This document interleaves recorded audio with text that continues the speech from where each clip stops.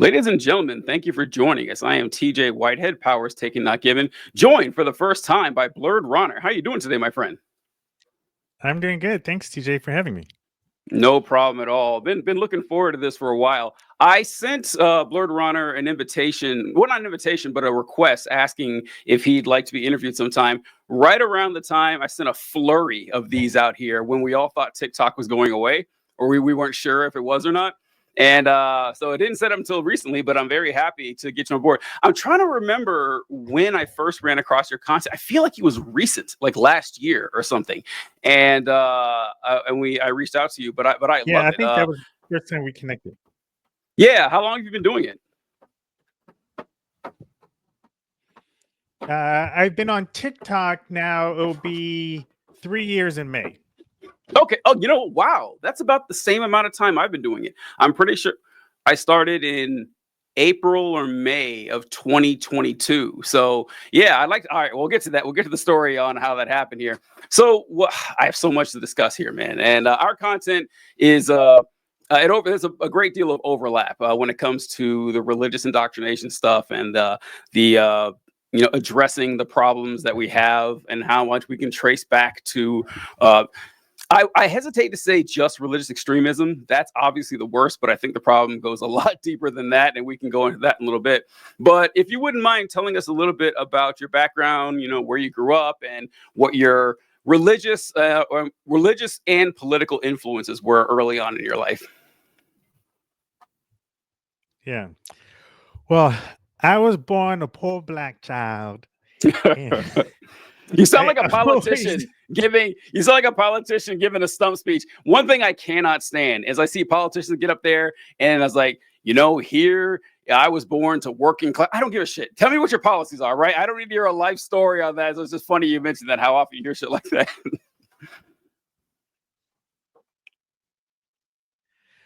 well, what's funny is that's a line from Steve Martin's movie The Jerk. Oh, And the the jerk. beginning Oh. of that movie starts with him.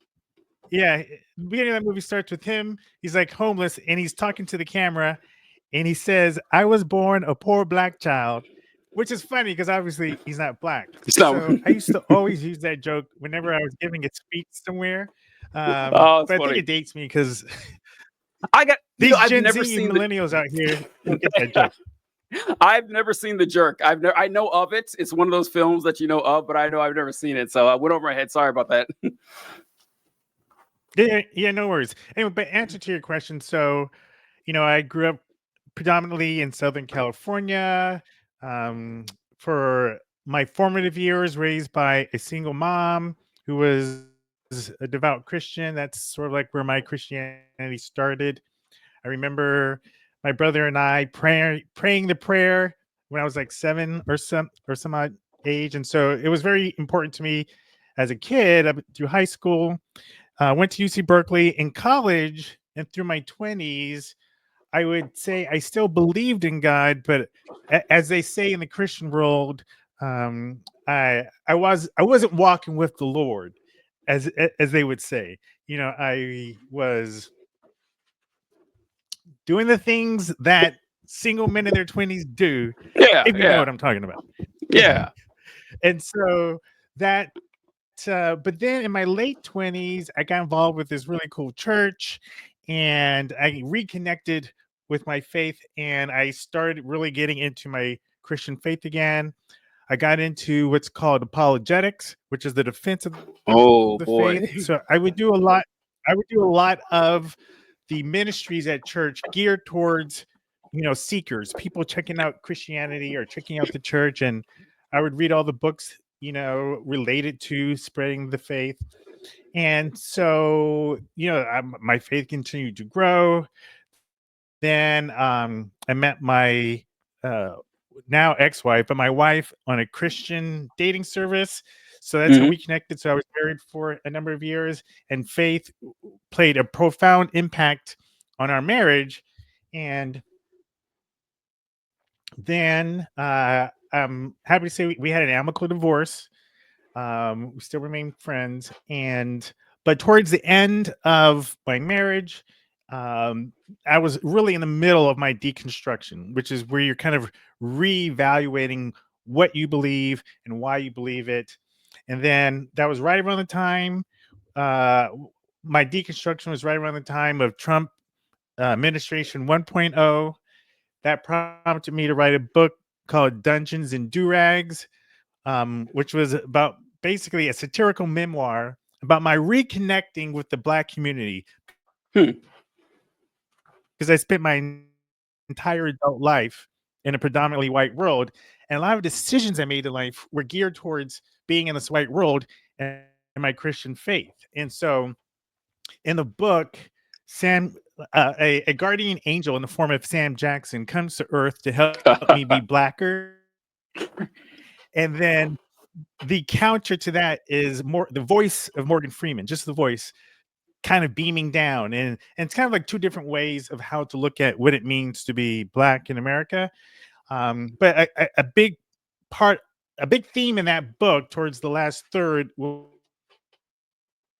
the role that my faith played in. So that just kind of grew. And then when I published the book in 2022, I said, I need to get out and start promoting it. And so that is what prompted me to start my TikTok account. Although I did more talking about the book when I first started, but I barely talk about Yeah. it now, which is funny. Wow, man. All right. So much to go over there.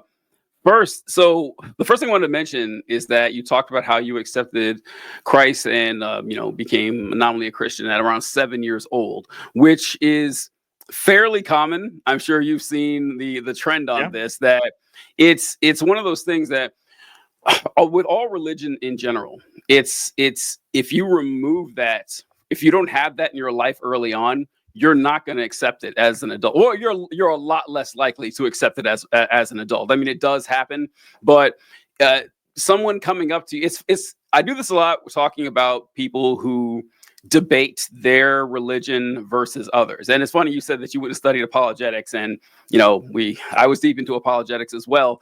And people think of apologetics as in defending Christianity against non-believers. That's part of it. But another big part is arguing against people of other faiths or other denominations and talking about, well, this is what Right. the Bible actually says. This is hermeneutics, like defending what's in the word.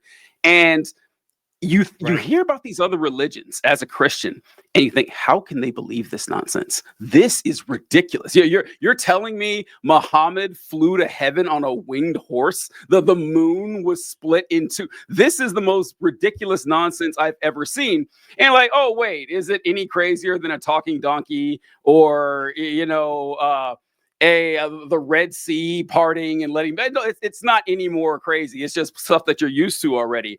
And another thing with apologetics, this is so there was a big gap between your study of apologetics and your deconstruction. Like I mean, how many years was that? I don't know if I would say there was a gap. So I did apologetics related ministries and things like that for like 20 years. You look at the time I started to when I Yeah. like stopped going to church.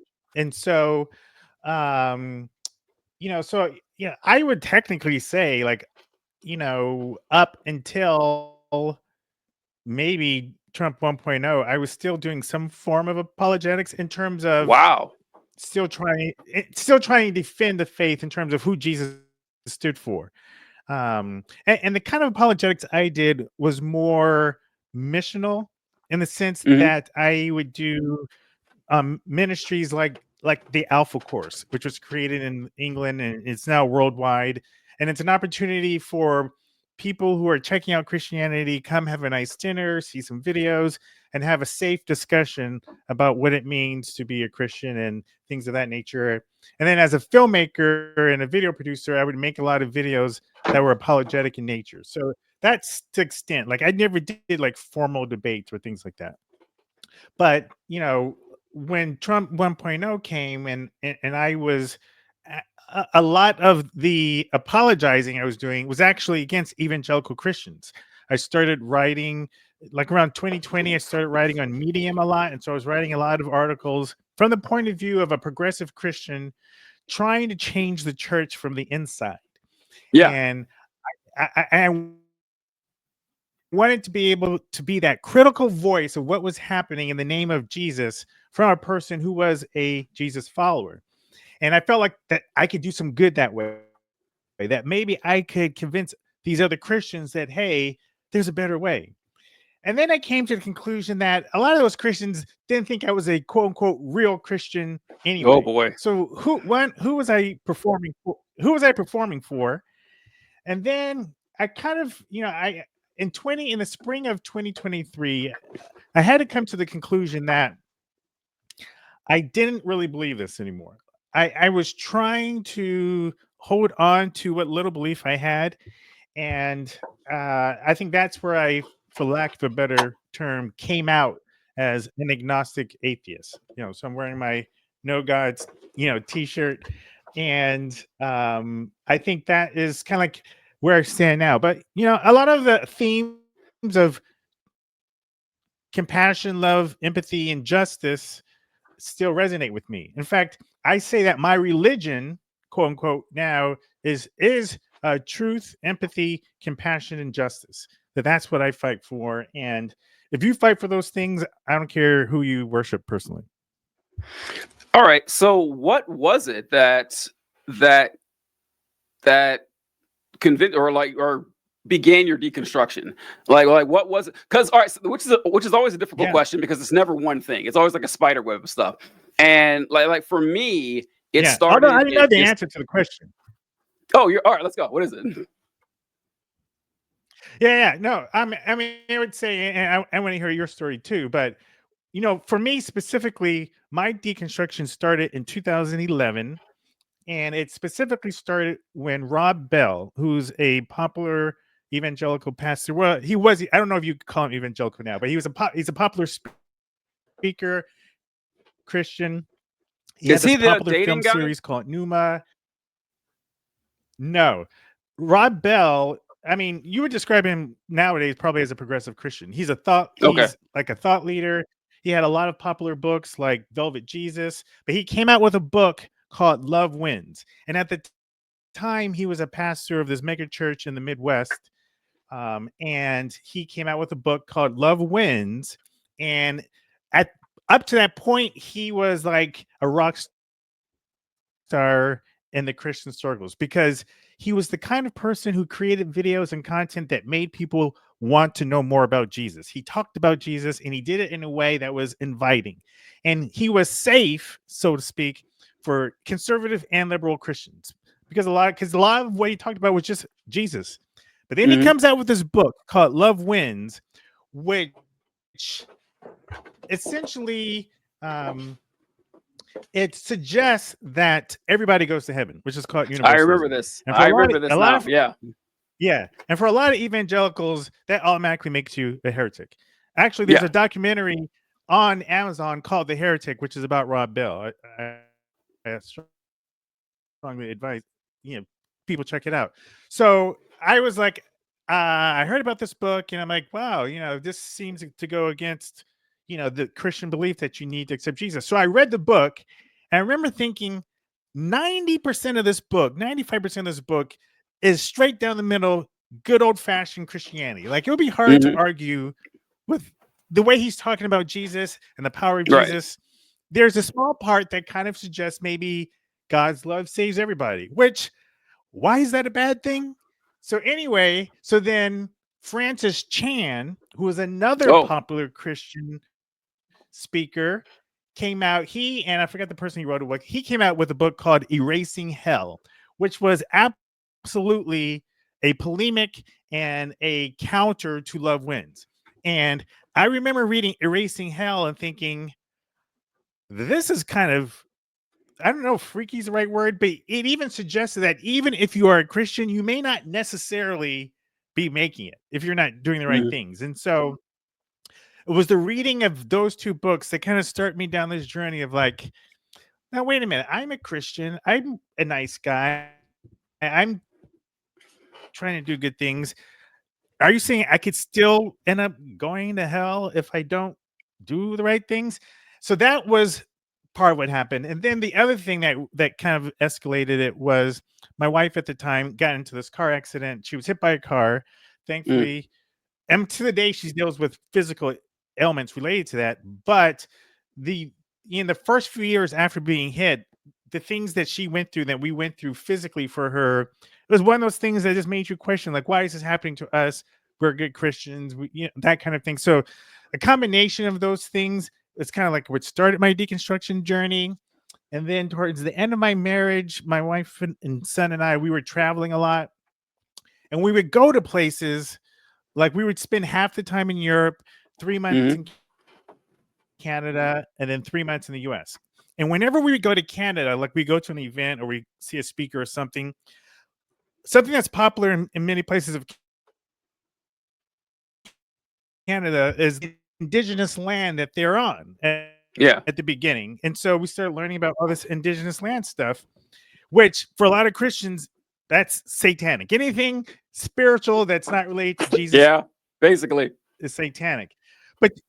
But you learn about these indigenous beliefs about loving nature and animals and life. And I'm like, if this is supposed to be from the devil, he's doing a horrible job, because Yeah. this sounds like pretty good stuff. And the guy who supposedly represents Jesus at the time, Donald Trump, and all the evangelicals were saying stuff that sounded more like the kind of things the devil would like. So those kind of things, like the evangelical support of Trump, definitely expedited my deconstruction. Huh. So so that I can see that, because yeah, it's is. I mean, I want to get into Trump and evangelicalism. That's going to be a big part of this, guarantee, going for a little bit. But that Yeah. I've heard this a lot from a lot of folks, that the ascendancy of Trump kind of made them reevaluate. Whoa, okay, what's going on here? I thought I was one of the good guys. I thought that I was fighting to protect the weak and the fatherless and the poor. That's what I was in for. But I don't see anything like that. I see nothing but vitriol and hate and white supremacy. Like I see that. I definitely do. So that, but you said your deconstruction started before that in 2011, and that Yeah. that led you down the path of, okay, I'm definitely on the wrong side here. What convinced you that God wasn't real after that? Because I tell those people, because I see that fall off a lot, but it's another jump to say, because I also correct, my one was when I first started looking at the construction of the New Testament canon. And I noticed that, well, I realized that they didn't even hide this information, that, oh, we actually don't know who wrote the Gospels, and the books of the Bible, for the most part, were all written around 100 years after the death of Jesus. But the canon, as we know it, was decided like hundreds of years later at the Council of Hippo by human beings who said, yeah, this is the divine inspired word of God. Take our word for it. It's like, no, why should I? Why should I take your word for it that this is actually the word of God? That, from that moment on, I couldn't call myself a Christian. It was another like 6 years, I think, before I realized I was an atheist, because I still had this kind of like a look at the trees type of argument that, oh, well, why is there something rather than nothing? This had to have come from somebody. And it took a while after that to realize that any God that exists has no contact with us. He doesn't have a party set up for us after we die. He doesn't answer prayers. He doesn't seem to care about us. There's no difference between that God and one that doesn't exist. So I guess I'm an atheist. It kind of hit me like that. So what was the transition for you for the, wow, this certain sect or this certain religion is not following anything that resembles a moral code I want to be associated with, to, well, actually, God's not real? Like, how did that change happen? No, I think it's a great question. It's funny because so many evangelicals who despise the deconstruction movement, and they think all these evil deconstructionists are out to turn everyone into atheists, when they don't realize a lot of people deconstruct, and they just deconstruct into a different form of Christianity, which is, for me, it started out like that, definitely. I mean, Yeah. I was always I was always, I would say, I was always still kind of socially liberal, but Mm-hmm. maybe fiscally conservative type of Christian. Yeah. Um, but what I guess what pushed me over, funny enough, was a combination of a couple things. One, I started reading books by and or listening to podcasts by biblical scholars, some of whom Hmm. still identify as Christian. So, for instance, Pete Enns, I he know that does name. the podcast Bible for Normal People. Very popular biblical scholar. He's a self-identified Christian, and I remember listening to a podcast by him, and he was saying some things that seemed to go counter to what I was taught as a Christian in terms of like what you should believe about the Old Testament, whatever. But I knew Hmm. he was a Christian, so that was Right. my first. And not believe that Adam and Eve were literal people. You can be a Christian and not believe that there was a literal flood. You could still be a Yeah. Christian and not even necessarily believe that Moses was an actual historical figure, because I was listening to people like him. And then so I read his book like The Sin of Certainty. So that was transformational for me. But then I got on TikTok and I started actually listening to more biblical scholars. One of the most popular and one of the most despised among evangelicals is Dan McClellan, and he has, almost 900,000 followers, hugely popular among a lot of, funny enough, atheists.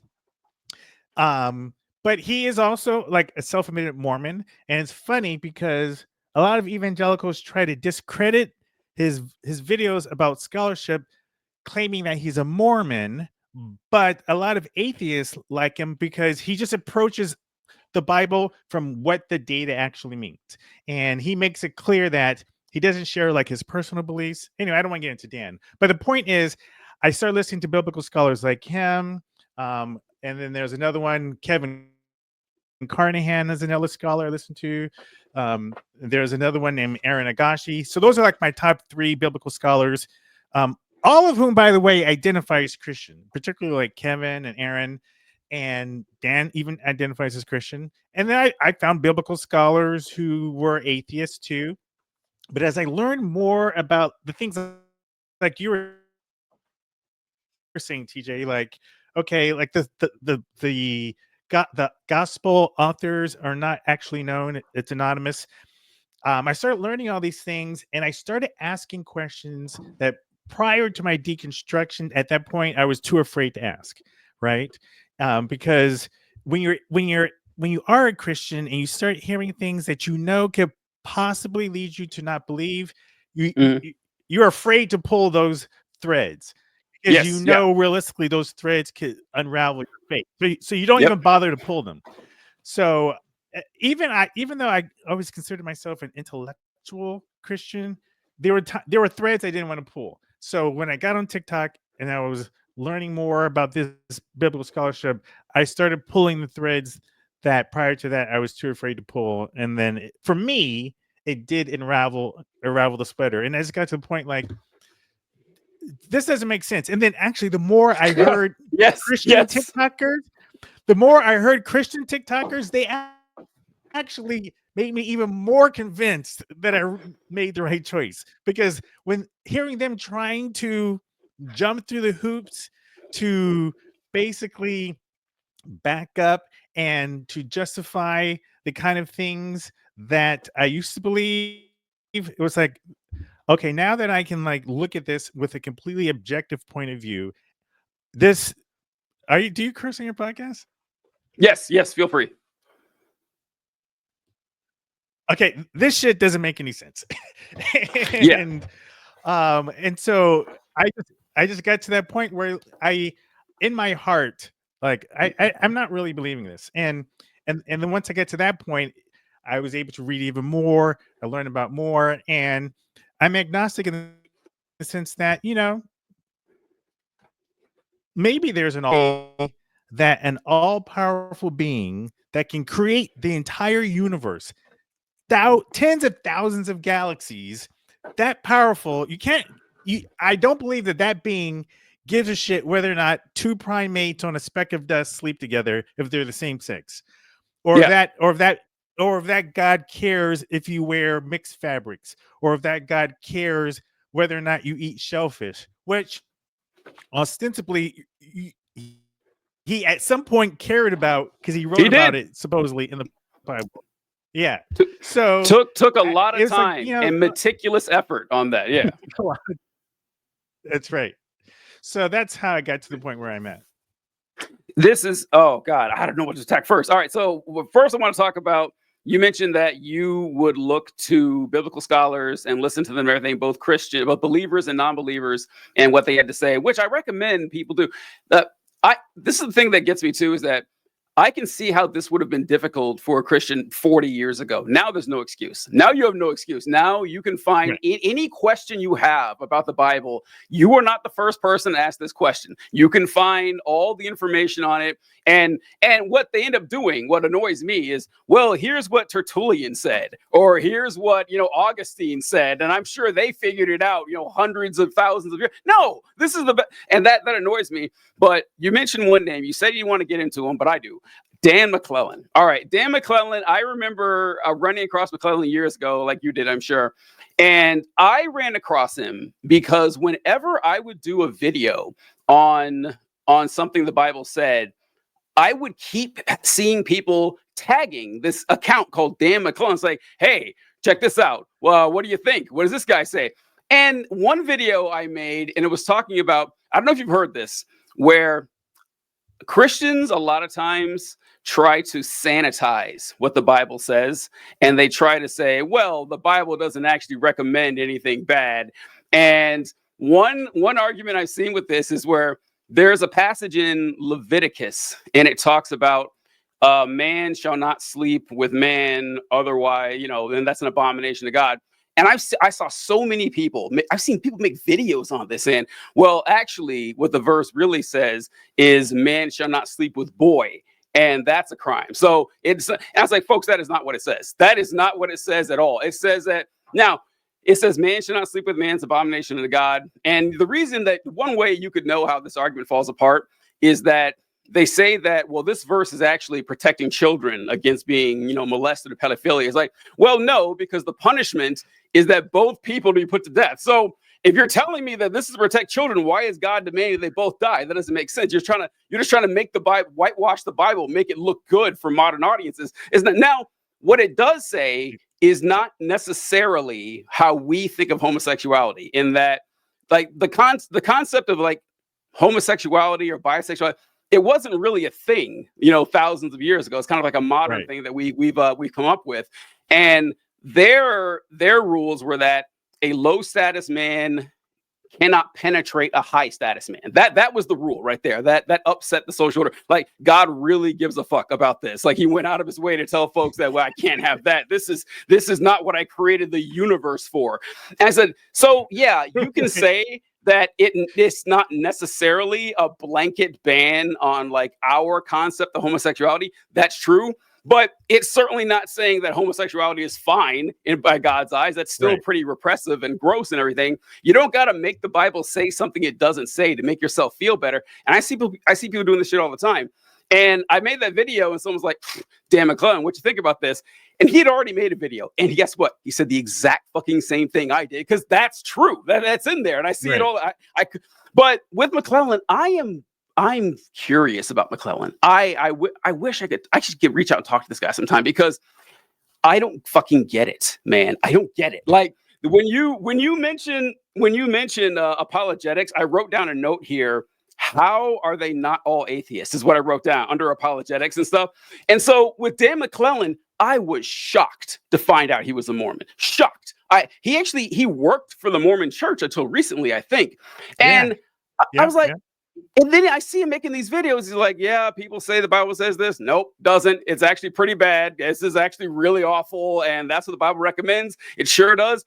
I was like, okay, how are you still a Mormon? Or why are you still a Mormon? Like, Dan McClellan, and specifically Mormonism, because Christianity itself is already absurd. Imagine adding something 10 times more absurd on top of it. And then you got Mormonism. Joseph Smith was a convicted con man before he started this cult. And then you read how it started. I don't believe for a goddamn second Dan McClellan believes Joseph Smith. I don't know what's going on here. So I have you run across this? Because I just don't get it.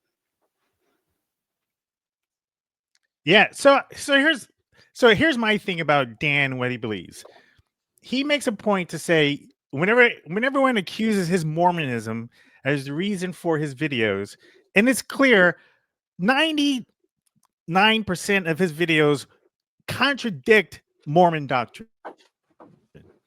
And he has specifically said there's no data to support the Mormon doctrine about planets, all that other kind of stuff. So, like, it's so funny how they try to discredit him by pointing to his Mormonism, but his videos don't support Mormonism. So I'm like you too. It's like, so what's the deal? Like, he's a What's Mormon. going He on? identifies What's as a going Christian. on? Yes. Right, right. So here's my thing. Here's my thing. Like way back when in college, I drove across country with this dude who became Mormon, but he chose to become a Mormon because he just liked the culture. Like he liked what was involved in the Mormon culture. As far as we know, Dan could be a cultural Mormon. Like he grew up in the Mormon church, maybe he has friends who are Mormon, maybe he's in a nice Mormon community, maybe he's in a nice progressive Mormon. I don't know. And honestly, I don't care. And that's the thing for me personally. And I actually recently made a video about this. I really don't care what anyone believes when it comes to when you put yourself out there and you build a large platform, because Dan has a lot of people in the scholarly community who trust his biblical scholarship work. People like Pete Enns and those other scholars. So the other respected scholars around the world respect Dan's scholarship, regardless of the fact that he is a self-identified Mormon. But for me personally, here's what I know. This is what I know.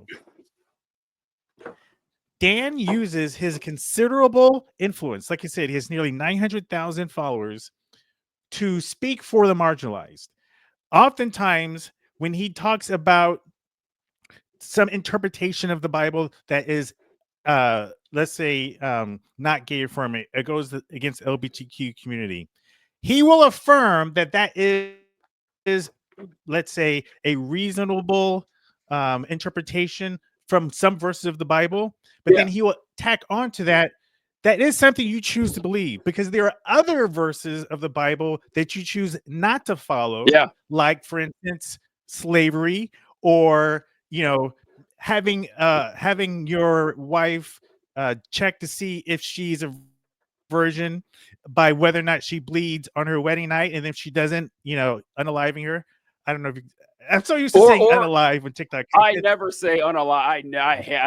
It's like it I sounds know so strange to me. I can't do it. By or proving she actually was a virgin by parading a bloody sheet around the neighborhood to show, oh, look at that, she was a virgin. Yeah. So yeah, you pick up sticks in your backyard on any damn day you please. So yeah, unless you're gonna tell me you're following all the Mosaic exactly. law, yeah, Right. And so what Dan does is he'll acknowledge that some verses can be used to say that homosexuality is yeah, wrong. But if you're going to do that, there are some verses that say to do these other things. And what he does is he'll say people use the Bible for their own political ideological bents, be they progressive or liberal. yep, Understand that that is what you're doing. yep, And all things being equal, Dan is saying it makes all things being equal. Dan is saying he is using his platform to fight for the marginalized. He speaks out against homophobia. He speaks out against transphobia. Those are the two things I've seen him talk most about. I've heard him speak out against things like misogynistic beliefs that a lot of Christians have, and when I've heard him talk about like the slavery that is clearly condoned in the Bible, I've heard him talk about how the crime and the transgressions that were done on Black people in this nation. So this is what I see. I see a man who is part of the most lauded demographic in this nation. He's white, male, Christian, cisgender, and heterosexual. He's at the highest point on the hierarchy, right? And he uses his power to help the marginalized. That's what I know. To me, that's what I believe. I care most about. That he's a person who's using his influence to speak out against Christian nationalism, to speak out against hatred and bigotry. And Dan is usually a very measured person whenever he Yeah. talks. The times in which he does seem to get more heated is when he's speaking out against homophobia, transphobia, and other bigoted. And to me, like I said in a recent video, Dan, you're invited to the cookout because Yeah. I think that is what we need. And so I couldn't care less what he actually believes, right? If for a lot of Christians, they care because they see so many people flocking to his videos and they hate the fact that so many people believe him versus whatever their evangelical stand is. So they get all caught up in their feelings about it. But I like I said, I couldn't care what you believe if you're using your influence and your belief to help make this world a better place. And a lot of evangelical Christians, frankly, are not. They're not. They're not. They make the world a better place. I gotta get to that. There's a point I'll make about that too. Uh, the thing with McClellan, because Yeah. people, like Christians, do attack him and saying that, oh, well, he's a Mormon. That was always a weird attack to me because that has nothing to do with what's going on here. It's like I mean, he could be a Zoroastrian for all I care. He's giving you Right. what the words say, what the consensus is, what the historical context is, the context you guys claim to care about so damn often. He's giving it to you, and he's like, well, he's a Mormon, and I don't know. It's just like, it's very frustrating. It's more frustrating than most arguments that I'll hear from them. The commenter says a great point about acknowledging the reality of the hateful ideas the Bible supports, but still confronting Christians with how many other insane ideas the Bible supports, which they summarily ignore. Yeah, it is. It's a Totally. crutch that they lean on all the time without. That's actually one thing that always bothered me after, even while I was still a Christian, and you too, I'm sure, since you're doing apologetics, is how few Christians gave a fuck what the Bible actually said or knew at all. It's like, and I become an atheist. I use it all. It's like, I shouldn't know your holy book better than you. You should know it better than me. You're the one who's saying this is the most important thing that for mankind. And with the making the world a better place, I titled this one about why Christians love Donald Trump. I think you talked about it recently about Trump and Probably. how.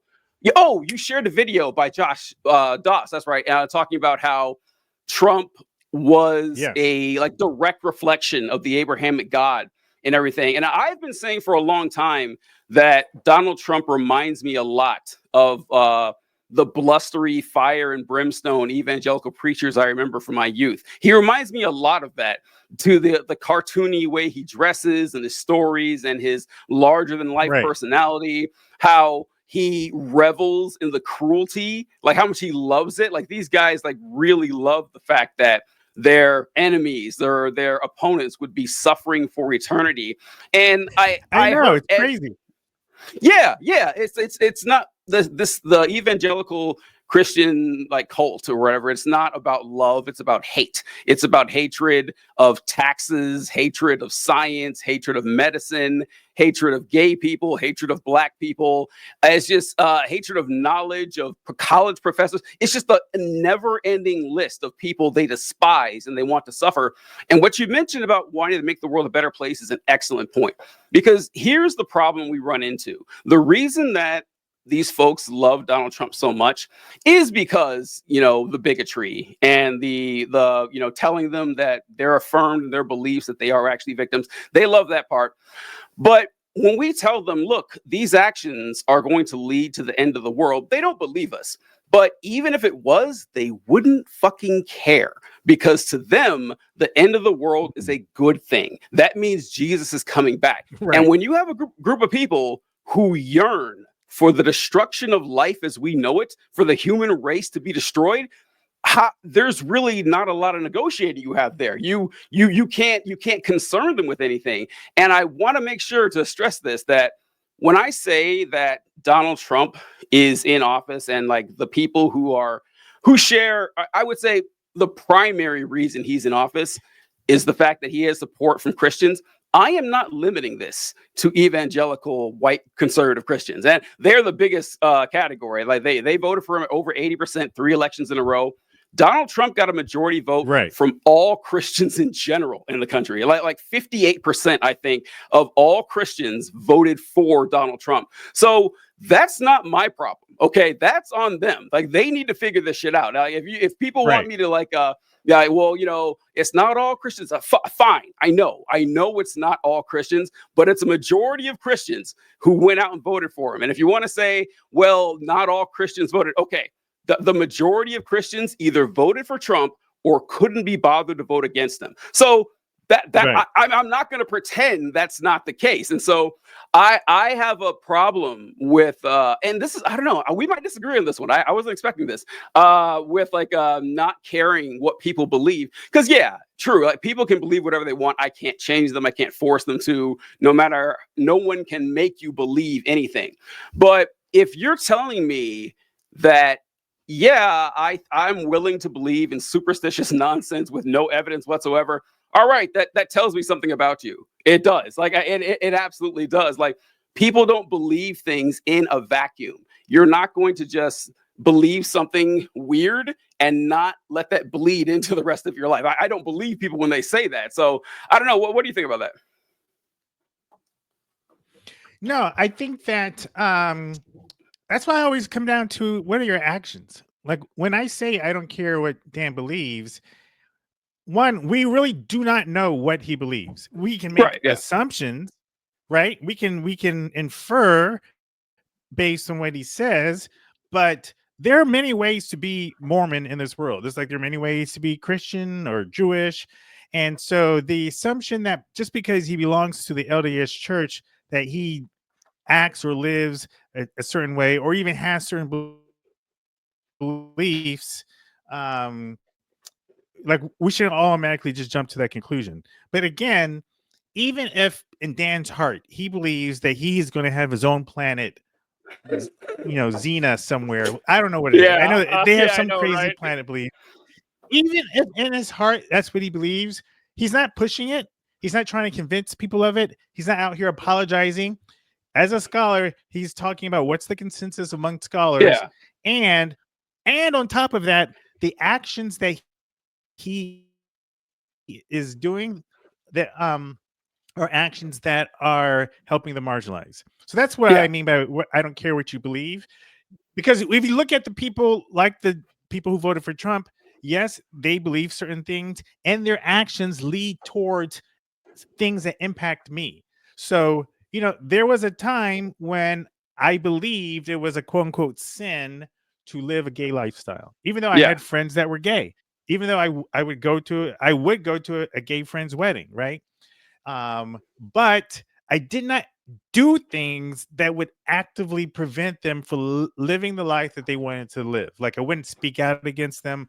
I wouldn't necessarily do anything that would kind of stop them from doing that because I felt like, okay, these are my personal beliefs. And so that's what I mean when I say I don't care what a person believes versus what they actually do. Oh yeah, yeah, that's true. Like your actions do speak louder than your words. They're what matter the most. And one thing that I've had to just like accept, just realize is that atheists cannot do this on our own. We can't. If there's just no way. There aren't enough of us where it's not popular. People don't trust you. They hear that you're an atheist and they think that you're some sort of misanthrope, which is hilarious when you look at the stats of like who's committing crimes and like see how many atheists are out there. It's not us, folks. I gotta tell you. Oh yeah. And so we need the Christians. And as much as I may want to say to someone that, oh, you believe in this ancient book, that it came from a triune deity who spoke reality into existence, and you're on a first name basis with the guy's son or something. You want me to believe that? That's absurd. I could think that, but saying it to their face is not going to help me, especially if they're on my side politically. We need them. Like we need them. We're not going to be able to do it on our own. And Right. I don't know. It's strange to me. It will always be strange. But we Rome wasn't built in a day. We got to figure out how to do this. You mentioned the agnostic thing. I didn't plan on talking about this, but you said it. How do you feel about calling yourself an agnostic or an atheist? Because I am tired of this argument. I'm tired. I can't tell you how many times I told people that I was an atheist, and they said, "Oh, so you're saying that for a fact that God doesn't exist?" Or I was like, "Of course I don't know for a fact. Nobody could."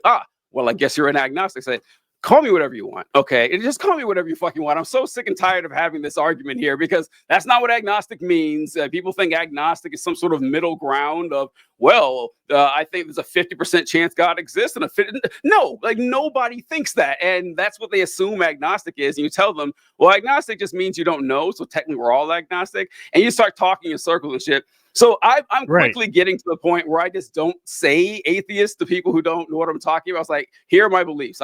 I don't know if there's any deities out there. I don't see any reason to think there is one. If you could prove one exists, however, like whatever deity even means, I'm up for that conversation. I'd love to know. But until then, I'm just going to say I don't believe. But they don't like that. That certainly bothers them. Yeah, no, I'm right there with you. It's frustrating, but it's also understandable in terms of the terminology that is used in the zeitgeist to describe a person's belief or disbelief. And so when you hear atheists, you do tend to think an atheist is somebody who actively says that there is no God, which is why I just say I'm an agnostic atheist. Technically, I could say I'm agnostic, and it would communicate to people the thing that I'm trying to communicate to them. But there are some people who, and because Gnosticism or agnosticism is just as what you know, theism or atheism is what you believe or don't believe. So, like, I don't believe that gods exist, but I don't know for a fact that they don't. But like some atheists are Gnostic atheists. I would say it's few and far between where they feel like they know. I mean, I never know one either, but technically you could. But for instance, but here's a nuance. Like I've met some people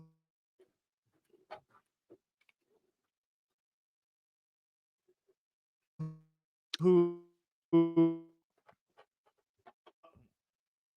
right. You froze there for a second. You met some people who what? Yeah, I would say there are some people who would say that they are Gnostic atheists when it comes to the Abrahamic God. Like they know that this God does not exist, but they are agnostic about whether or not some other God could possibly exist. And so I can accept that. And I kind of feel like that. Like the God that's described in this Bible, I'm almost definitely sure does not exist. I can't say for a fact that he doesn't. So maybe technically, I guess I'm still, but it does.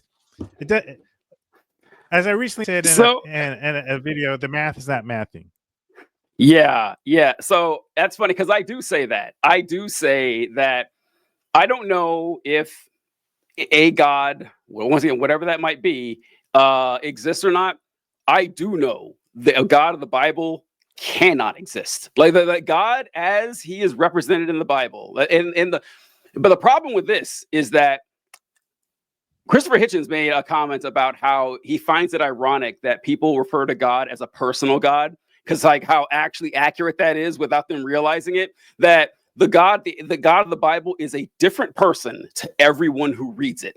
You can interpret it any way you want. It's like your idea of who God. I was having a conversation with my co-host on Left Wing, John Cooper, and he was saying that he gets annoyed when people say that Muslims and Christians worship the same God. I was like, well, they do. I mean, like it's the same. It's a continuation, It's like, and he goes, yeah, technically, but he's like, but technically, Adam West Batman and Christian Bale's Batman are the same character, but they're not. They're very. I was like, that's actually a good way to put it. I thought that was genius. That was a really good way to put it because, I like that.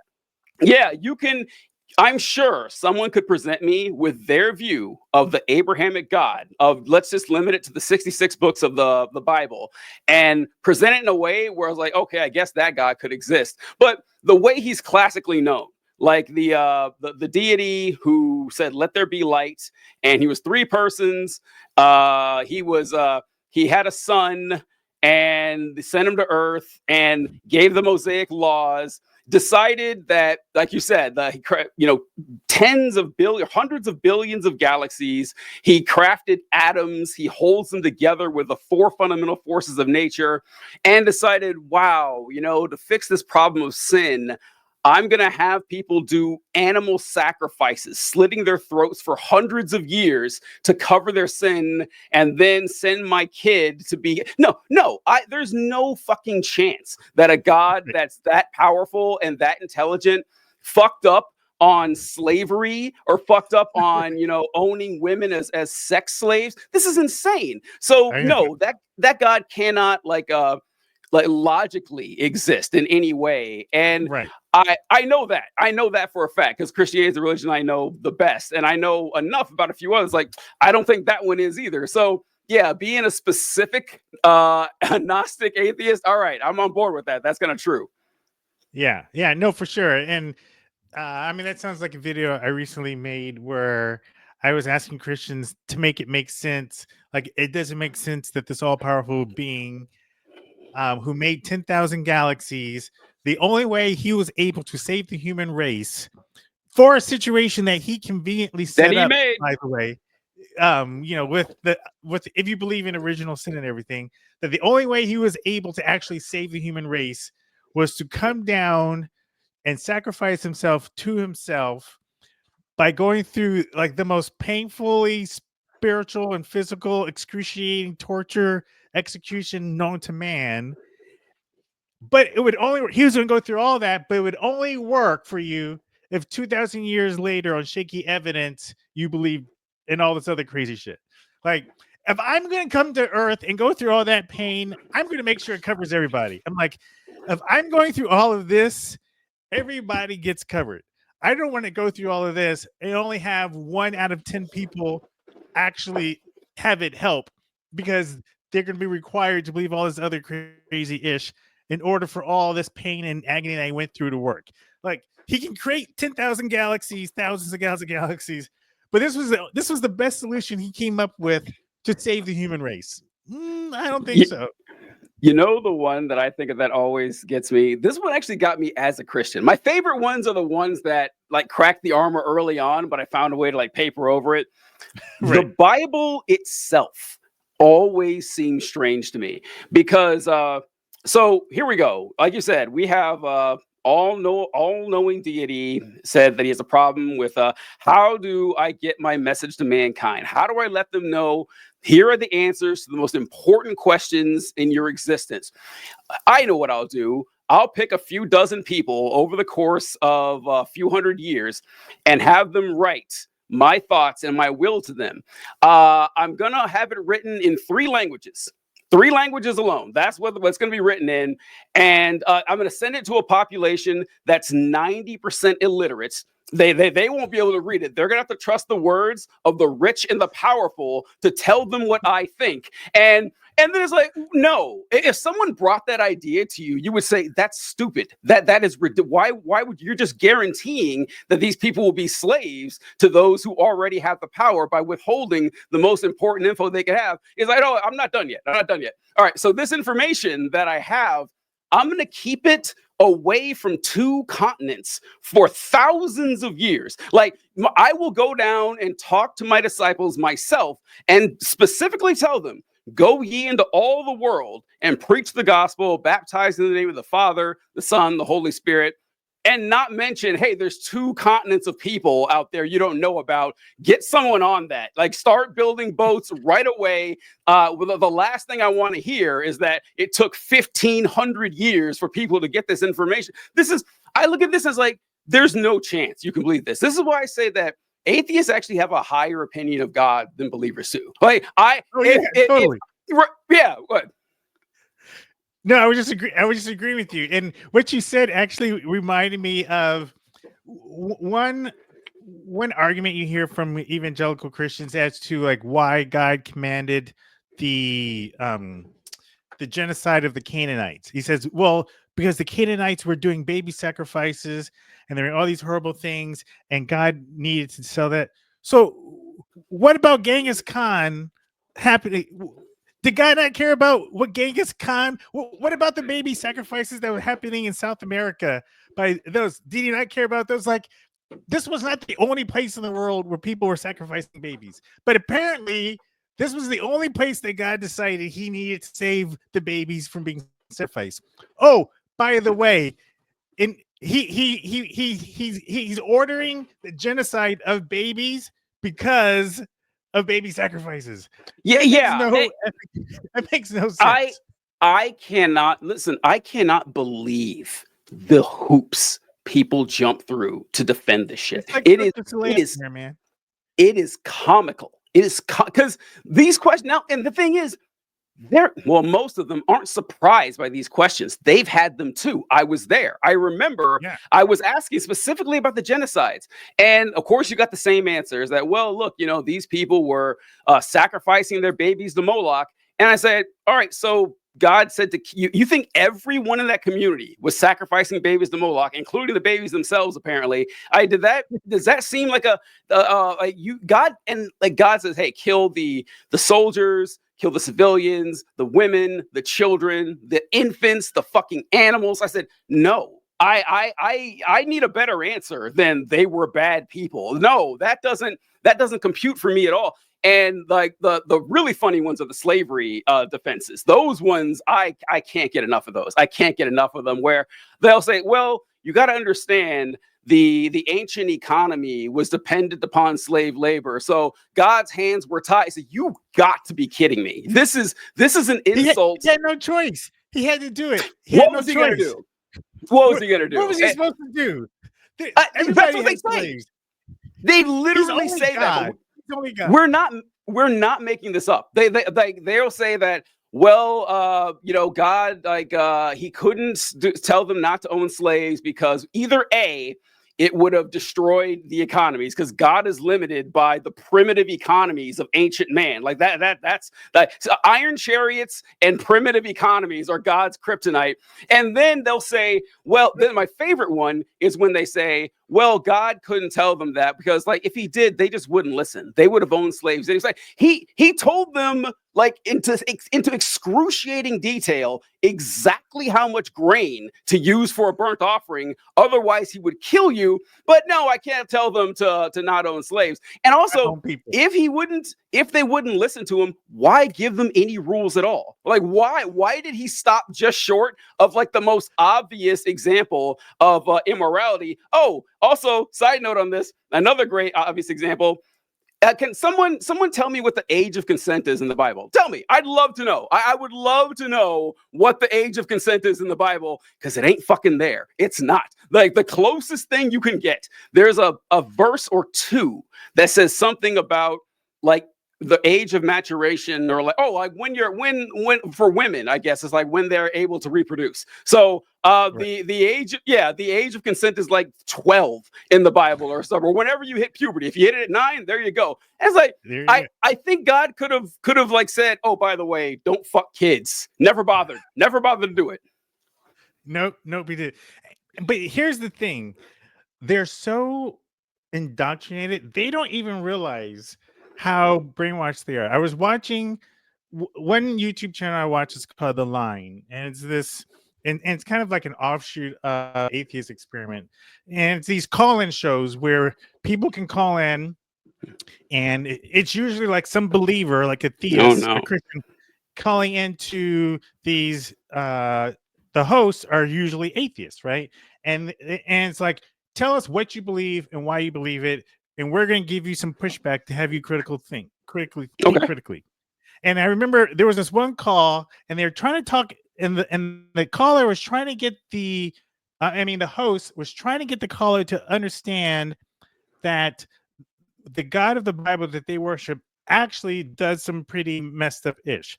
And they were saying, do you believe that it is just to punish somebody for someone else's crime? The caller said, Mm-hmm. no, that's not right. So, okay. Now, since Adam and Eve had not eaten of the tree of the knowledge of good and evil, did they know right from wrong when God told them not to eat of the tree? And she said, no, because they hadn't eaten of the tree. They didn't even know right from wrong, good from evil, because they hadn't eaten of the tree yet. So she acknowledged that it's not right. And they said, do you think it is right to punish somebody for something that they didn't know? And she said, Mm-hmm. no. So do you think it's right to punish somebody for a crime they didn't commit? No. Do you think it's right to punish someone for something if they didn't know? No. do you think Adam and Eve knew that it was wrong to eat because they eat it? No, she affirmed all that. So with all of that, was it just for God to A, punish Adam and Eve, and B, punish the entire human race, curse the entire human race for something we didn't do and something they didn't know was wrong at the time they did it? Yes. Yes. Every time. I just, oh. It's, you can't, like you said, you can't make this up. Anyway, that is indoctrination. That is brainwashing. Yeah, it is. And it's very fun. So I'm of two minds with this, because it's incredibly frustrating when you just lay out these facts to folks. And I remember having these thoughts myself and struggling with them. And Right. I don't remember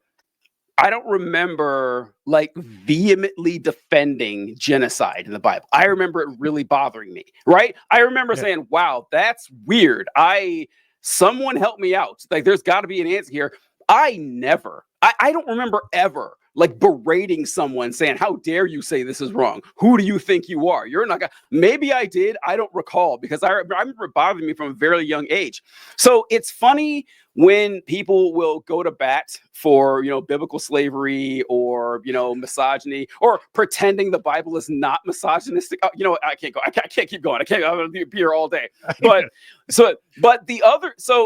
it is refreshing, but still weird. I still can't do it. I know not everyone thinks like me. I get it. But I sometimes I just like, how did you get here? But whenever like folks like McClellan or whatever who are Christians and like, hey, I'm just going to pick the good parts of the Bible and tell you the bad parts are there and try to spread a positive message and help people. Hey, I'm all for it. And I run across this with, you mentioned with Rob Bell. I confused him with another guy, but I remember that book because it was a big firestorm back in the day. I think it was like 20 years ago. I think it's been a long time that book came out or 2011. So it was okay, well, so not quite 20, so 14 years ago. Yeah. And he was, I remember people being really upset because like Ron mentioned that I never read the book, but I remember people saying that he's a universalist. And for those of you wondering what that means, is that eventually everyone gets to heaven. However it might happen, if you're a really terrible person like Genghis Khan or something, you may suffer in torment for 1,000,000 years or so, but you'll be purged and you'll be, however you get there, God's love is powerful enough. And I got to tell you, that made sense to me. It did, because like you mentioned, if God's plan to fix, his own problem is that I need to solve this problem of sin with humanity and be united with them, I'm going to sacrifice myself and the power of my blood will cover their sin. Why wouldn't that be enough? Why would there need to be an extra step of someone else coming in and a human being who is not God? I can't stress this enough. Human beings are not God. All right. It's like, I tell this people say that, well, God loves you and that's why he wants you to go to heaven. It's like, well, if he loves me, why would he send me to hell? That doesn't seem like something you do to someone you love. Well, no, you know what I'm going to say? You actually send yourself to hell. You send yourself. Like, I cannot stand that. I know. It's like, actually, you send yourself there, you see, because God is telling you, maybe you may never hear this news, but he's telling you at least, like, this is how you go to heaven. And if you reject that, you go to hell and you deserve it. And I said, okay, so in this analogy here, God is our father, right? And we are his children. If your kid was sitting outside in a blizzard and you said, hey, here's how you come inside and get warm, it'll save you from the blizzard. And your kid, like your 7-year-old says, no, I don't want to. You're going to let the kid sit out there and die in the blizzard? Because that's what God's doing. God is telling someone who has no comprehension of the basic universe we live in, let alone a separate one that we've never seen before, and saying, all right, just take my word on this. This will work. And how could you blame like dumbass human beings half a chromosome away from being chimpanzees for not figuring this out? And you're going to punish them for eternity. I can't. What's eternity? All times. It's. Oh, go ahead. Sorry. No, I wasn't saying anything. I was just co-signing. Yeah, it's just like, think of the most, like, we have the most evil people that you can think of in human history or whatever. All the crime that they did, none of it adds up to an eternity of torture. None of it. None of it. You could put them through torture for 100 million years, 500 million years. Eventually, it's enough, right? Eventually, you've atoned for these crimes. You suffered way more than any suffering you've caused. But God, the all-loving, all-knowing God's like, not enough. Nope, stay there, consciously suffering for all eternity. It's like, I don't believe that. Oh, this is interesting. This is interesting. I bring this up a lot to people, like for Christians that you know, because I'm sure you still know several believers, and I do too. One thing that I love to ask them, like people who know me, who are my friends, who've known me for decades, and I say, okay, so I'm not a believer. I don't believe in any of this. I think it's nonsense. I don't accept that Jesus or God or anything like that. Do you think me, TJ Whitehead, the person you've known for 25 years, I deserve to be tortured in like excruciating pain for the rest of eternity? I love asking this because the answers that they usually give, it's the first answer they give is, well, I believe you were saved before. So no, stop.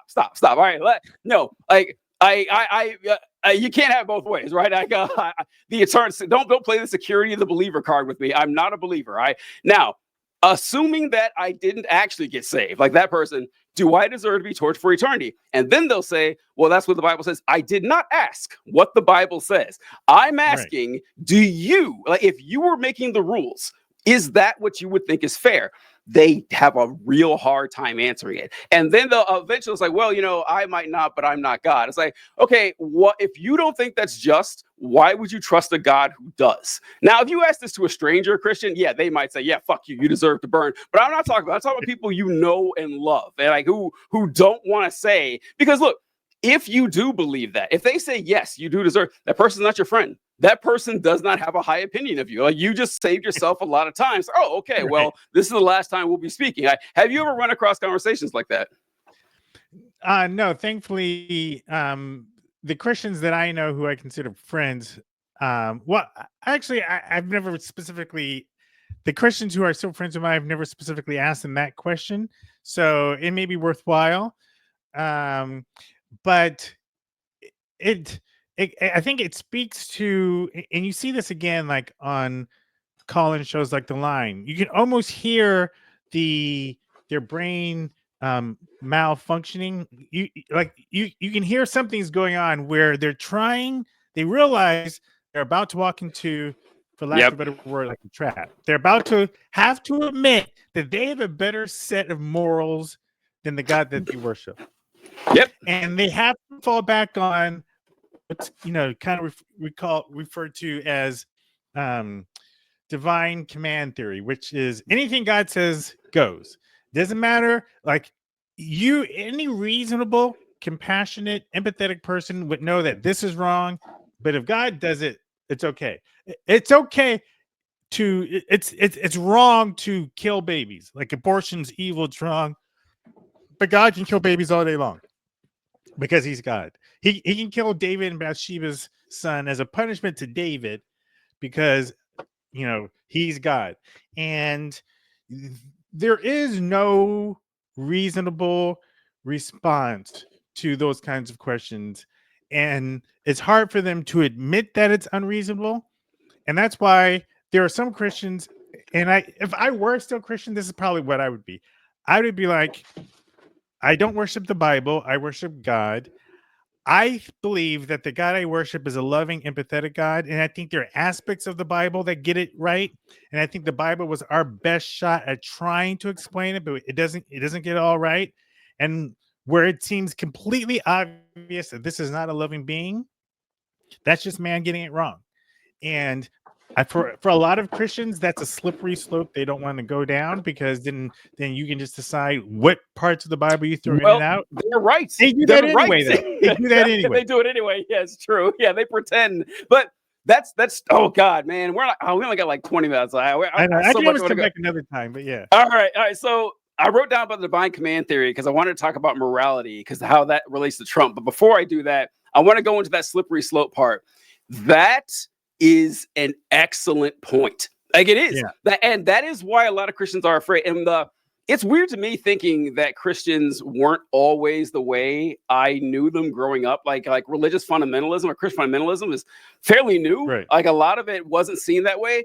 But I see why that happened, because if you're trying to tell me this makes sense fundamentalism, like, it's pretty simple or logically consistent in a lot of, well, I mean, it's not if you actually read it, but Right. like, because here's what it comes down to. Either the Bible is the word of God or it's not. Those are the only two options. That's it. And if people want to say, like you mentioned, well, some of it is and some of it, well, how do you know? How do you know which part, like the part that comports to your understanding of morality in 21st century Western hemisphere? That's the correct Right. morality. Everyone else got it wrong. You got it right. And you happen to align with Almighty God.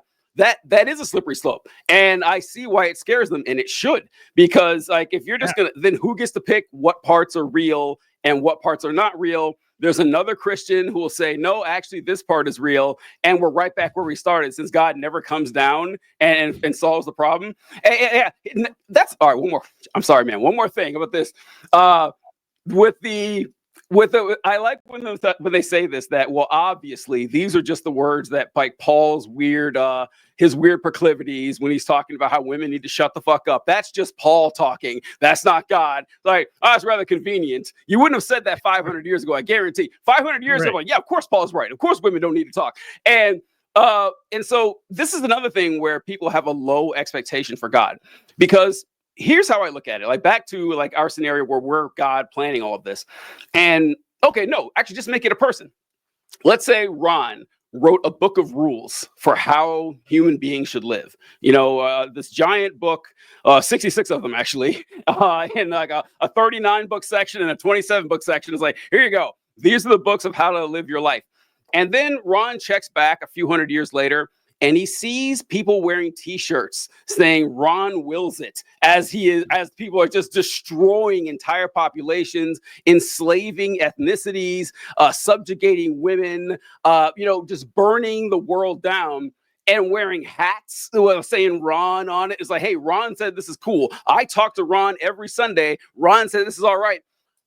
I think it would be rather immoral for Ron to sit back and say, oh, well, hey, I gave him the book. What do you want me to do? I'm not going to go back and try to set this. No. Ron would show up and say, no, that's wrong. That's not what I meant. Here's an update on this. Ask me any questions you want. But what if Ron said, I'm not going to do that. What I'm going to do is I'm going to sit back, let them argue, and hopefully the right ones win. You would see Ron as an immoral, just as agent of chaos, just a blight on existence. You would expect so much more from a mortal man than that they expect from God. And that's why it's insulting. Like, it's insulting. Listen, people shit on human beings a lot, but we are rather, intelligent mammalian species, billions of years of evolution leading to this. You're capable of more than this, folks. You're capable of more than understand something like that. But the morality thing with divine command theory, I love that you brought this up, because the problem you run into is that they like to ask, well, if you don't believe in God, what is the basis for your morality? Gotcha. What do you base your morality on if there's no God? And it's like, well, I base it on what I think. I gotta tell you, I base it on, how I believe that sentient beings should be treated, how to maximize their potential, how to reduce as much pain and suffering as possible. That's what mine is based on. And you know what? I'm not right about everything. I got it. I'm sorry. There is no objectively correct way to build a house, right? You can't find it. There is no objectively correct way to have a blueprints for a house. Now, we can objectively measure other things. Like, I want a house that keeps me dry in the rain. There are objective measures to tell what keeps you dry and what doesn't. That's what we're working on. So, I want a society in which people are free. They're not being murdered, their property's not being stolen. They're not being raped. There are ways to prevent that from happening. But Christians, or believers in a lot of ways, don't have morality at all. They have obedience to authority. So, like you said, not only is it okay for God to kill babies, it's okay for them to kill babies if God tells them. And you see this a lot, like why they're so okay. If you're taught in this fashion that there is an authority figure, he tells you what to do, you follow him. It manifests itself in the political ways with the current rise of religious extremism and their politics. Because I got to tell you, when people wonder why we spend so much time worrying about these folks, this is why. Look around. Like everything you see these last couple of weeks is exactly why. Because it's terrifying. People think that they don't actually believe this. No, they do. They do. They want to, you know, use this political power to further a religious extreme agenda. And I'm kind of worried. I don't think we took these folks seriously enough. No, absolutely. And the whole morality thing, when they ask you how do you determine your morality, what they're really asking is how do you justify the morality that you have? Because a lot of Christians will say, okay, yeah, you can determine your morality from empathy, or you can determine your morality from some of the things you talked about in terms of your desire to do things that help make the world a better place, et cetera, or whatever. But how do you justify that? Because if I have a different idea of how to do that, Yeah, and you have a different idea of do that, then we have why is your idea better than my idea? We have yeah, no way, and it's this appeal to some authority that can justify whatever morality you have. And what they don't realize is the morality that they are appealing to is just, and they think it's objective, but it's just as subjective as it's just anybody as else. subjective. It's their interpretation of what they think God would want you to do or say. And the thing is that you don't need a justification for a person's morality, especially since 9 times out of 10, a lot of our morality is the same. Like me and some of these Christians will both agree that it's not right to like kill somebody unjustly, stuff like that. Just because you appeal to some God, but like you said, TJ, if at some point you think God is telling you to kill somebody, then your appeal to that authority, your appeal to that justification is now going to run foul with my desire to not be harmed or to not be killed or to not Yeah, be punished in some other way, right? To not be living in Gilead from like a Handmaid's Tale. And so when you're in a pluralistic society where everyone has different beliefs, the best form of morality is one that helps everyone in the community, progress and grow and stay alive. And what reduces the most amount of harm and increases the most well-being.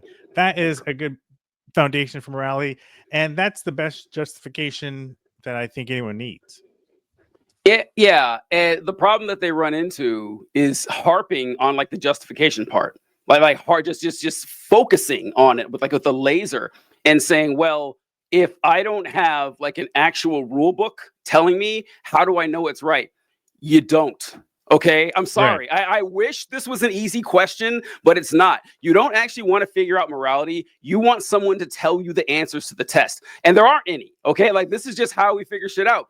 And Right. it's incredibly frustrating because they act like since you don't have like a rock solid answer that you must be wrong because I made up an Right. answer, so I must be right. Say no, that is not how like this works That's not in how it any works. sense or any. No, it's not in any fashion at all. Oh God, I'll say something about morality and judge. Oh, fuck, I can't remember what it was, but it was good though. Trust me, folks, it was good. But I forgot to comment here. It's like I can't believe how obvious the insanity of ordering people to genocide infants as a punishment for infant sacrifice in the culture. Yeah, I know, right? That is insane.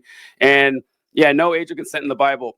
Yeah, it's just the appeals to what's in the Bible is just saying I'm willing to accept what someone tells me as an answer without wanting to put in the work myself. And they get really threatened when you say, well, I just want to put in the work and we're not going to get everything right. 100 years, like I act like I'm all cool and progressive now. 100 years from now, I'm not a chill dude. People are gonna look back at stuff that I thought and I says like, wow, that was some problem shit. I'm trying, right? I mean, I'm not gonna pretend that I have Right. that. And this is something that's funny is that they'll say that non-believers are arrogant or whatever. Like Christians have breathtaking arrogance. I mean, it Right. is astounding. They're saying that, oh, me, I'm just an emissary from Almighty God. Look how humble I am. It's like, Right. no, we're just people, just like you and me.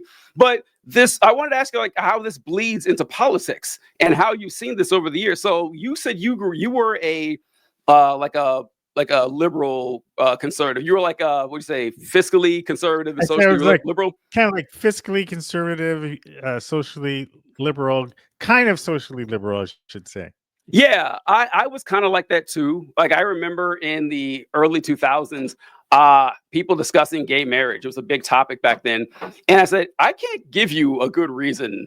Even as a conservative, I was like, I can't really find one thing. I looked, I was looking, and the only one I could find was that, oh, look, in these countries that have allowed gay marriage, marriage rates went down.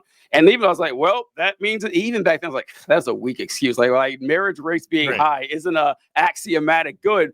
So I ran across that a lot. But over the years, have you noticed this getting worse? Because to me, it kind of has. I'm shocked, honestly, that the stuff that you see people say in public now, you wouldn't have heard 15 years ago. Like it's actually Oh, yeah. yeah, it's actually getting worse. What have you seen? Well, I mean, it's I think Christianity is used as an excuse to justify inbred bigotry and hatred that people already have. Honestly, I think if you just look at what's been happening in the past 2 weeks, a week or so ago, you had Bishop Buddy um, say in one of the most calm, collected, compassionate ways, "Hey, Mr. President, have mercy on people who are scared." She wasn't saying you had to be gay affirming. She wasn't telling him what to do with his border policy. She wasn't saying not to have a secure border. She was appealing to what modicum of humanity he might have. I think that day confirmed he has none. Hey, show mercy on people in this country right now who are scared, right? And Christians, evangelical Christians, always like to say, hate the sin, love the sinner. Mm-hmm. Yet when this compassionate bishop said, hey, have mercy, the backlash she has received, and I mean, she's called a witch, she was called demonic, she was called all these horrible things for asking for mercy. And I believe the reason why they were calling her demonic and everything is because she was asking for compassion on trans and LGBTQ kids. If she Mm-hmm. never brought up trans and LGBTQ kids and just focused on immigration, she would still have gotten hate, but I don't think she would have had people calling her demonic. Whenever you bring in LGBTQ issues, that is when the D word comes out. That's when they start calling things demonic. And that just kind of showed to me, oh, because empirically you cannot argue with the 100 or so odd verses in the Bible. There's a lot of terrible stuff in the Bible, but there's also a lot of good stuff. And 100 or more verses are about how to treat the immigrant, how to treat the foreigner. Mm-hmm. That's some of the good things. There's Yeah. maybe half a dozen verses about homosexuality, but somehow those 6 are more important than the 100 about the immigrant. And so the reaction that she got for asking for mercy kind of like proved to me, oh, they don't really care about the sinner. They don't like the gay people. They don't like trans people. And if you speak up for them in any way, you are demonic. Because in nothing she was saying was she even affirming that No. that's okay to have that lifestyle. She was saying Yeah. people who are real people in those communities are now afraid. Have mercy on them. And so it's just crazy. That to me, that was the proof that, oh, this is really about you think the stuff is weird or you hate it or whatever your bigotry is, and your religion is a convenient way to justify that hatred because you Mm. don't have an issue with billionaire oligarchs, despite the fact that Jesus had a lot to say about the rich. You don't have an issue with that. You don't have an issue with the fact that Donald Trump literally represents 0 fruit of the spirit, which are, love, kindness, patience, forbearance, all these things that Paul talks about. And he represents every one of the 7 deadly sins. You don't care about that because he is putting forth a political ideology, a hatred, or whatever that already affirms to you. And what I find interesting, this nuance, is a lot of Christians who support Trump think that he's chosen by God. Like God, he Yeah. even said, God chose me to make America great again. And I recently did this video and I wrote this piece that said, I do believe that Trump is blessed by God, but not the God that you think about. The God, and this is speaking using Christian language, the God of this world is Satan, essentially. And we learn in Matthew, I think it's in Matthew, where Jesus goes out in the desert and the devil says, hey, I'll give you fame and fortune if you just bow down to me. So that proves Satan does have the power within a Christian framework, has the power to do for Donald Trump everything that we see Donald Trump. So what makes more sense? That the reason why Donald Trump has all the things and he's like Teflon Don because the God of the universe has blessed him, or is it because the God of this world has blessed him? Again, speaking from, I don't believe in either, but speaking from a Christian point of view, it would make more sense that the reason why Trump is able to do what he does is because if you believe there's a God of this world who can grant those things, that's probably who is giving him all the power that he has. And it's wild that so many Christians are duped, but they don't even see it. Yeah. Donald Trump is like an obvious antichrist. Like if the antichrist was real, it would have to be Donald Trump, right? Like it's right there. So obvious. And yeah, like he'd be the obvious candidate, the most obvious one I've seen in a long time.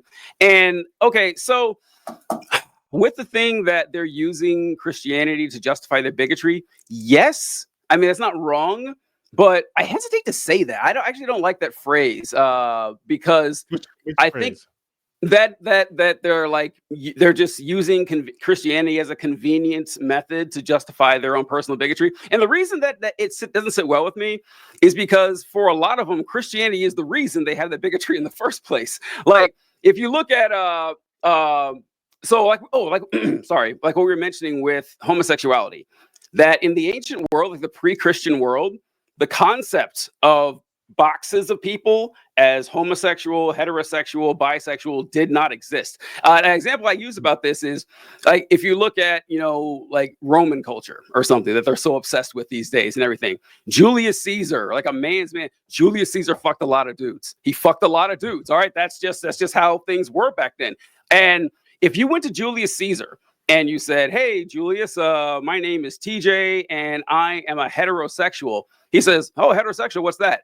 And it's like, well, that means I'm a man, so I only have sex with women. I think that it's wrong for me to have sex with men. He'd be like, what the hell are you talking about? It would be like someone coming up to you and saying, yeah, I only sleep with redheads. I think it's a crime and a sin for me to sleep with anyone who doesn't have, it would be just as weird. So Christianity, though, comes along, like, at least in the modern version of it. Now there is a giant stain on the idea of homosexuality, and it's seeped into all Western culture in a way.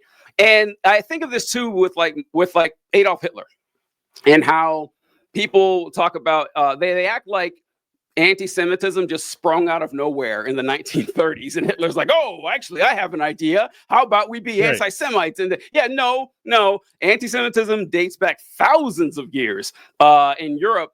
And I point to Martin Luther a lot. Like I'm sure Ron knows about this, but Martin Luther, the founder of Protestantism for 500 years ago, Martin Luther was a raging anti-Semite. Like I'm not just trying to like besmirch the guy's reputation here. Right. He wrote a book. You can check it out, folks. The book is called On the Jews and Their Lies. That's the title of the book. That's just the title. It does not get better from there. And if you read it, he says, oh, you know what we should do with these Jewish people? We should kick them out of their homes. We should burn down their businesses. And if they refuse to leave, we should put them in forced labor camps. That sounds pretty similar to what, Adolf Hitler did and everything. And so the problem of anti-Semitism predated the Holocaust that we care about, that we think about. And so I think that the bigotry that people use the Bible to back up predates them using the Bible to back it up. Is actually part of the culture that's involved there. And the chosen, I wrote down the Trump chosen by God thing, because I'm on board with you here. I've seen for 10 years now Christians saying that Trump is a man of God. It's very funny when they compare him to like King David or something, because it's like, look, yeah, King David had a lot of flaws, but the guy was a competent politician and warrior and commander. Okay, you can't say anything about this about Donald Trump. And he was Like, also contrite in the things that he did. Have you heard Trump apologize for anything? David, Never. a shitty guy as he would have been, he does say, hey, I fucked up. That was wrong. I shouldn't have done that. He had some humility. Trump has never had an ounce of humility. But with God being chosen by Trump, I used to say, that's ridiculous. What's wrong with you? But now I got to tell you, it's kind of hard to argue against them. It is. I mean, the fact that Trump won these like 2 elections. He won this one. He's the first Republican to win the popular vote in 20 years. He got shot at and survived. But see, that's my point. Yeah, if you believe in the spiritual realm and you are a Trump Christian, you could look at that and say, see, that proves that he's blessed by God.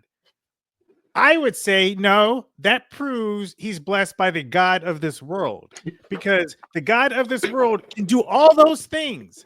Yeah. It makes more sense that God had the bullet miss Trump but kill a fireman.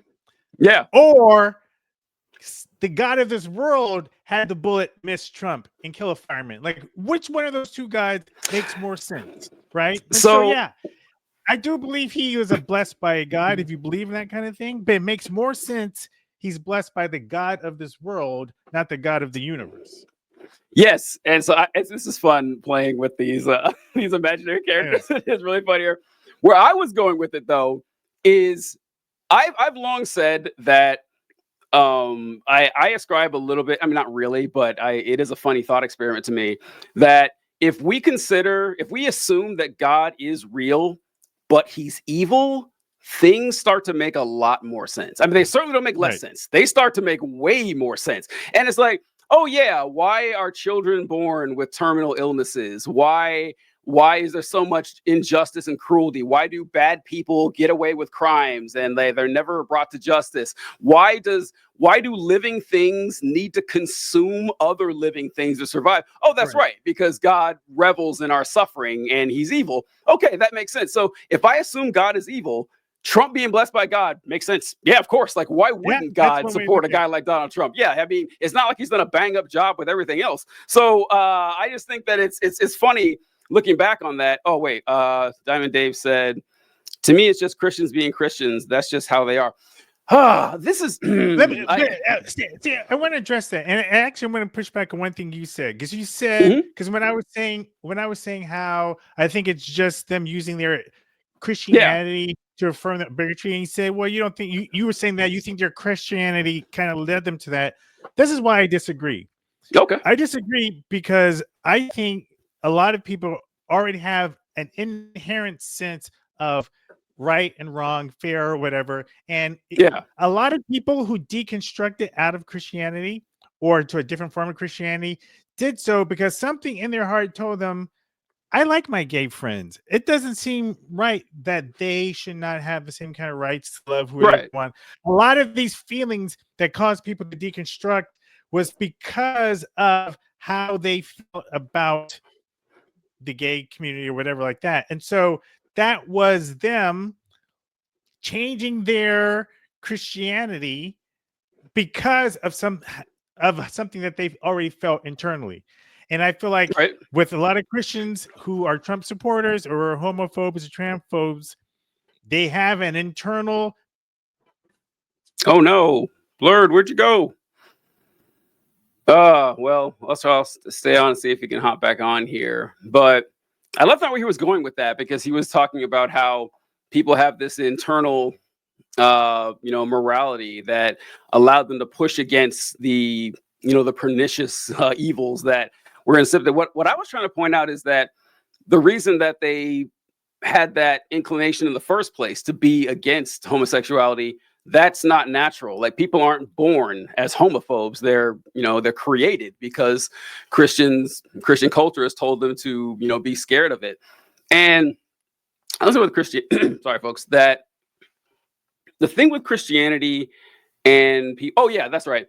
A lot of times you'll hear people say something to the effect that, well, listen, the Bible is the source for our morality. Like, it's really important that we listen to it And yeah, it doesn't get everything right, but you got to keep in mind that you follow these rules, things should go pretty well. Oh, here we go. All right. Hey, welcome back. Sorry about that. What was the last thing you heard me say? You were saying that people had like this internal morality kicking against this the anti gay bigotry. Right. Yeah. So basically, the TLDR is I feel like the reason why I think they're using Christianity to support a bigotry that they already have is because a lot of people who deconstruct either to a different form of Christianity or out of it was because of certain feelings that they had about love, compassion, empathy, and that was directing the direction of their faith.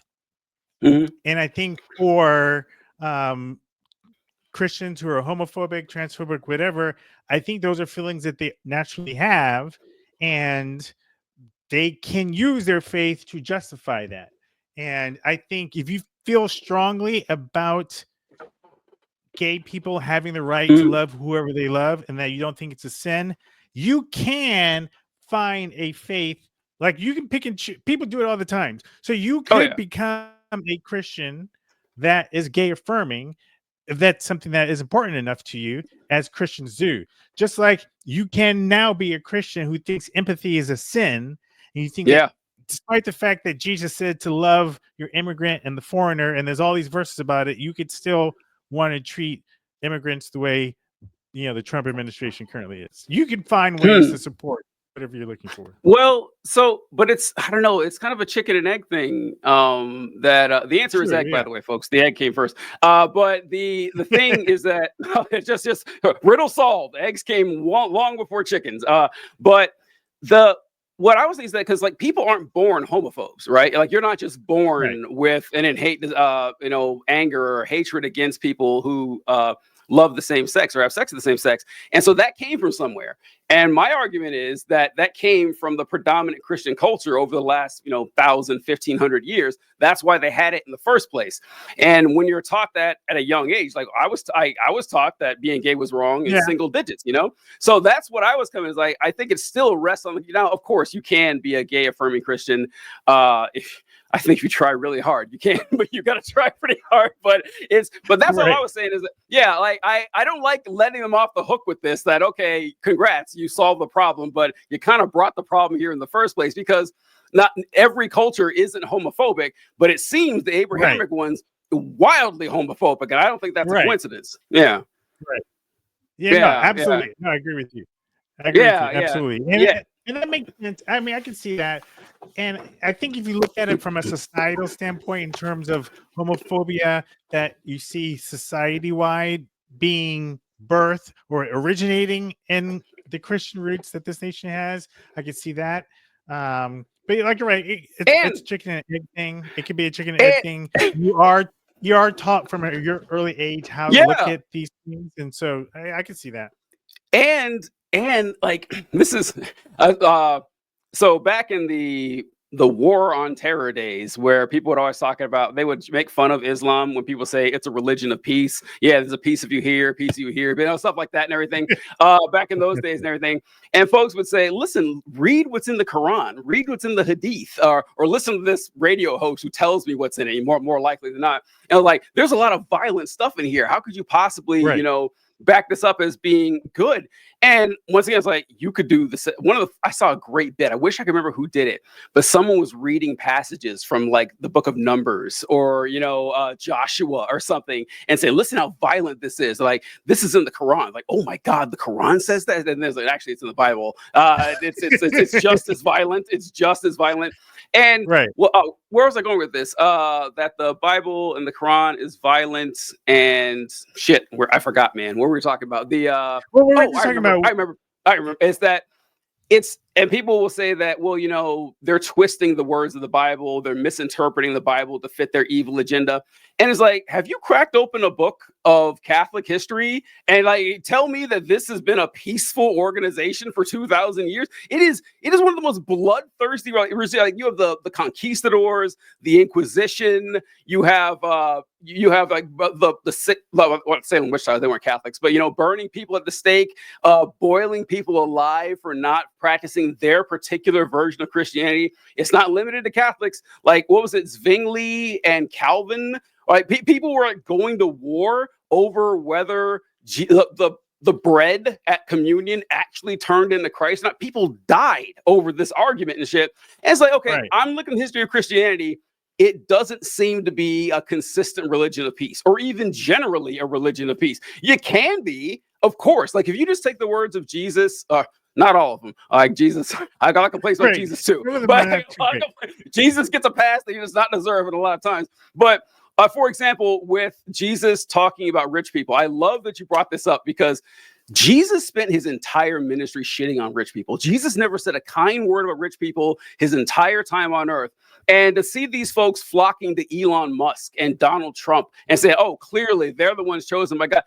Jesus would never do that. Jesus would never say, hey, follow this rich guy. He's the one that's Right. he's actually a camel that fits through the eye of a needle. Right. It seems to be like an incredible misunderstanding or lack of knowledge about what your religion actually teaches. No, 100% agree. 100% agree. It's again, they are already picking and choosing the things that they want to believe in, and if they wanted to have a more compassionate and empathetic Christian-based faith, they could. There are churches they could go to that. There are churches they could go to that could support that. There are there are interpretations of the Bible that they could adopt. But you got to ask yourself, why do they gravitate to one versus the other? So I it seems think more the and more reason is ingrained.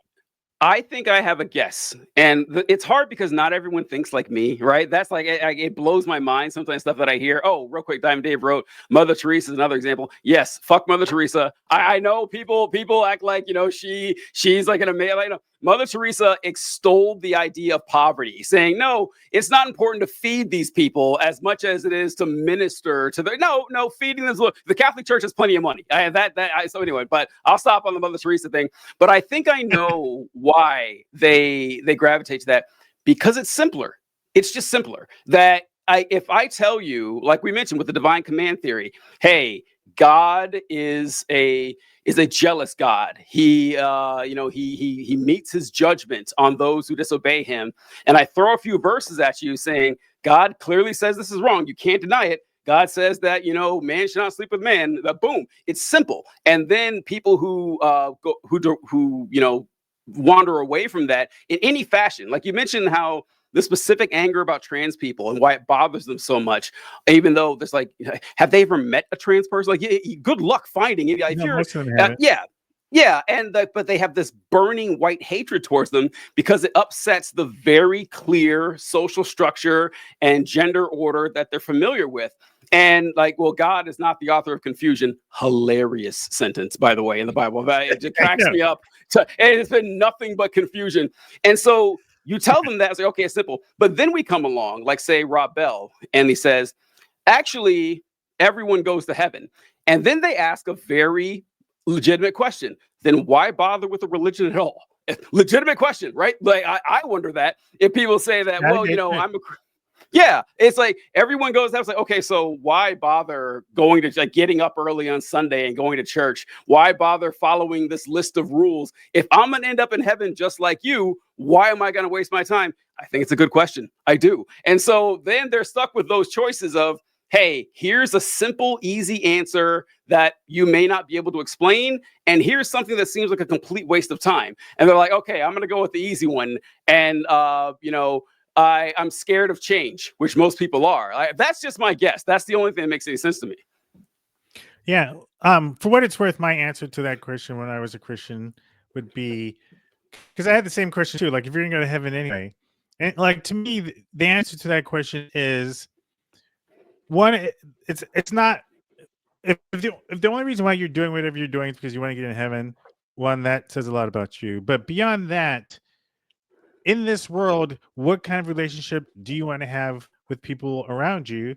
What kind of relationship do you want to have with God? Because until you go to heaven, you will have some kind of relationship with people in your community, and you will have some kind of relationship with God.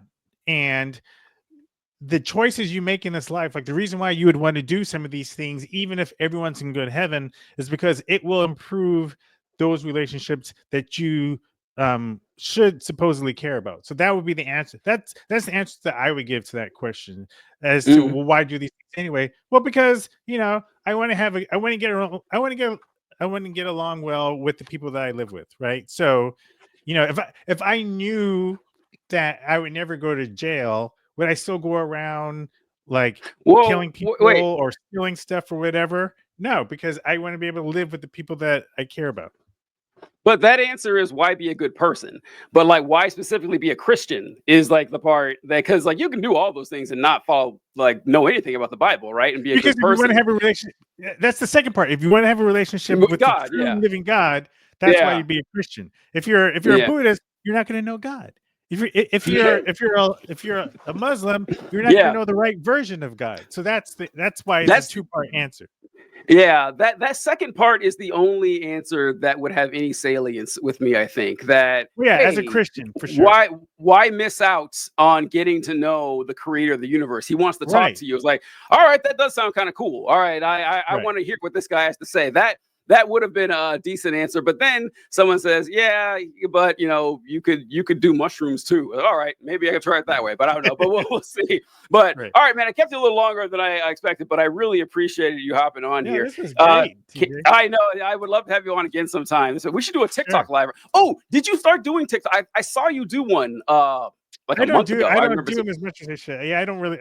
they're I may do them. I just don't have the time to.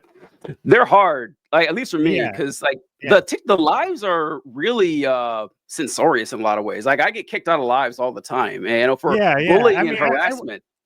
I watch, and apparently doing them would probably like help my following, but Mhm. I'm just, I'm at a point now where like when I do a live, I get like 20 people, or maybe I'll get like 100, but then it goes down to 20. Yeah. And it's like, okay, why am I doing this? Like, I don't. I mean, Uh, if I really, what, if I knew for a fact that TikTok was going to be here past be 60 around. days, I might invest in it, Yeah, but it's eventually it is going to go unless it they has been find weird. somebody to buy it. And then if they do find somebody to buy it, chances are it's not going to be the person who I would want to buy it. So I'm probably not going Yeah. to want to stick around anyway. So Yeah. If it yeah, turns into TikTok Twitter, Live. yeah, I'd have to kick out of there, but I don't know. But Yeah. for the meantime, where can folks find your content? Yeah, basically all the socials. I mean, most of the stuff I do is on TikTok at BlerdRonner. And then on Instagram, it's the same handle at BlerdRonner. I have most followers on TikTok. And if you just go to BlerdRonner.com, it has links to all the other stuff too. Fantastic. All right, we appreciate you joining us, man. Yeah, man. Yeah, I appreciate it as well.